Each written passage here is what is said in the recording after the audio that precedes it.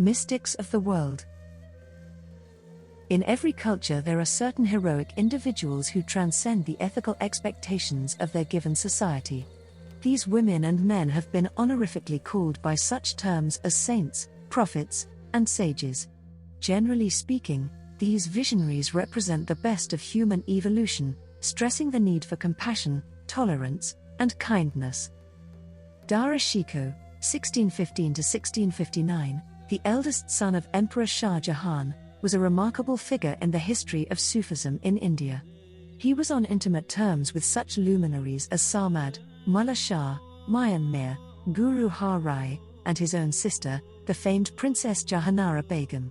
Although Dara's life was tragically cut short at the hands of his younger brother, Aurangzeb, over a succession dispute, his spiritual and historical writings have continued to fascinate and have had a significant influence on the lives of Hindu, Sikh, and Islamic mystics.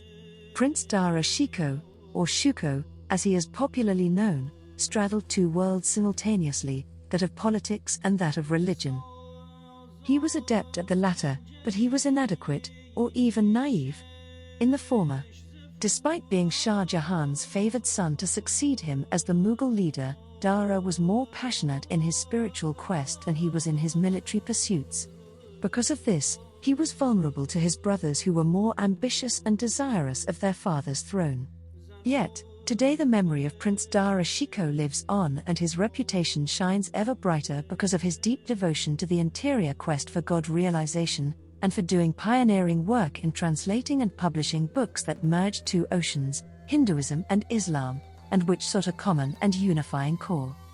Dara Shikoh was initiated into the Qadari order of Sufis by his peer, spiritual guide, Mullah Shah. As a devout follower, Dara would later commission shrines for his peer and Mian Mir in Lahore. Mian Mir was the peer of Mullah Shah. In addition, Dara would also immortalize the biography of the former in Sayfanat-ul-Awliya, through his own words. Other works by the prince include Risalah-i-Haq-Numa, The Compass of the Truth, the Shafiyat and the Iqsaya-i-Azam. The Sufi prince wanted to pursue the oneness of God, Tawheed. He came to the conclusion that the truth was not the exclusive property of any particular or chosen race, but could be found in all religions and at all times. Excerpted from Indian culture. 1. The first and the second Sahib Kiran, Amir Tima and Shah Jahan, are the kings of grandeur. Our Dara Shikoh is the Sahib Kiran of the heart. From the universe, the provision of the two worlds, he is brought under the grip on account of the merchandise of his heart. Mullah Shah. 2. Sound emanates from the same breath of the merciful who came out with the word kun, or be, at the time of the creation of the universe. The Indian divines call that sound Sarasti, which, they say, is the source of all other sounds, voices, and vibrations. 3. According to the Indian monotheists, this sound, which is called Nad, is of three kinds. First, Anahat, which has been in eternity past, is so at present, and will be so in future. 4. The Sufis name this the sound of the Absolute. This sound is eternal and inaudible to all, except to the great saints of both communities, Islamic or Hindu. 5. Secondly, Ahat, or the sound which originates from the striking of one thing against another, without its combination into words. 6. Thirdly, Shabd, or the sound which emanates together with its formation into words. Shabd possesses an affinity with Sarasti, and is the source of the great name of the Muslims, and the Om of the Hindu divines. 7. Although, according to the Indian monotheists, there are several kinds of devotional exercises, they regard Ajapa Japa, sacred repetition, as the best of all. This exercise originates from every living being, both in sleep and wakefulness, without any will or control, at every moment, and always. 8. Allah guides to his light whom he pleases. This is the light which appears when a man, either in sleep or with eyes closed, neither beholds anything with his eyes, nor hears with his ears, nor speaks with his tongue, nor smells with his nose, nor feels with his sense of touch, and, as a matter of fact, performs all these functions in sleep with only one faculty, and does not require the aid of either the limbs. 9. The external faculties or the light of a lamp, and the senses of light, taste, smell and touch become merged in one, such is the light of essence, or, in other words, the light of God. Exalted is his dignity. O my friend, reflect on what I have said, as it is a matter of discernment and meditation. 10. And, the Prophet of God, may his blessings and peace be on him, has said in praise of this reflection that, a moment's engagement in meditation is better than the devotion of a whole year. Such divine light is always effulgent by itself, whether appearing in the world or not. 11. Know that the names of God, the Most High, are numberless and beyond comprehension. In the language of the Indian divines, the Absolute, the Pure, the Hidden of the Hidden, and the Necessary Self is known as Asan, Tirgun, Nirankar, Niranjan, Sat and Chit. 12. Divine revelation, which dawns on the prophets, is called Akashbani, and this name is given to for the reason that our prophet, may peace be on him, has said, "The severest moment for me is that of Wahi, when I hear divine revelation ringing in my ears like the sound of a bell or the buzzing of wasps, so this voice, descending from heaven, is called Akashbani." 13.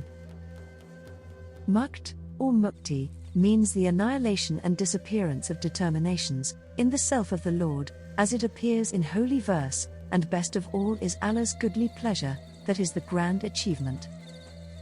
14. First, Jivan Mukti, or salvation in life. According to the Indian rishis, Jivan Mukti consists in one's attainment of salvation and freedom, by being endowed with the wealth of knowing and understanding the truth, in seeing and considering everything of this world as one, in ascribing to God, and not to oneself. 15.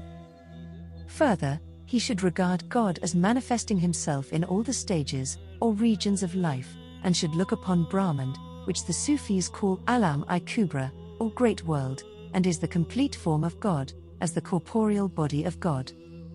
16. In addition, considering him as one fixed person, he should behold or know nothing save the self of that unique, incomparable Lord, whether it be in a particle of dust or a mountain, whether in the manifest or the hidden world. 17. Now, just as a human being, who is called the smaller world, Alam-i-Sagir, is one individual, despite his various and numerous limbs, and just as his personality is not multitudinous on account of so many limbs, so, that unique self cannot be considered multitudinous on account of the variety of determinations. 18. So, one should consider God, the most holy and high, who is not separated even by a hair's breadth, as the soul and life of that fixed person. 19. There is no end to my story, or that of the beloved, for whatever hath no beginning can have no end. Hafiz. 20. So, after the termination of this cycle of existence and the various yugas, the world of Adam, the father of men, will reappear in exactly the same manner, and, as such, it will be endless. And the verse of the Quran: "As he brought you forth in the beginning, so shall you also return." 21. It is that our Prophet, may peace be on him, saw a line of camels, proceeding, in succession, without any break, and on each of which 2 bags were laden, in each of which there was a world like that of ours, and in each such a world there was a Muhammad, just like him. Our Prophet asked Gabriel, "What is this?" Gabriel replied, "O Prophet of God, since my creation." 22. I have been witnessing this line of camels proceeding with bags laden on them, but I am also unaware of their real significance. This, as I believe, is a reference to the infinity of cycles.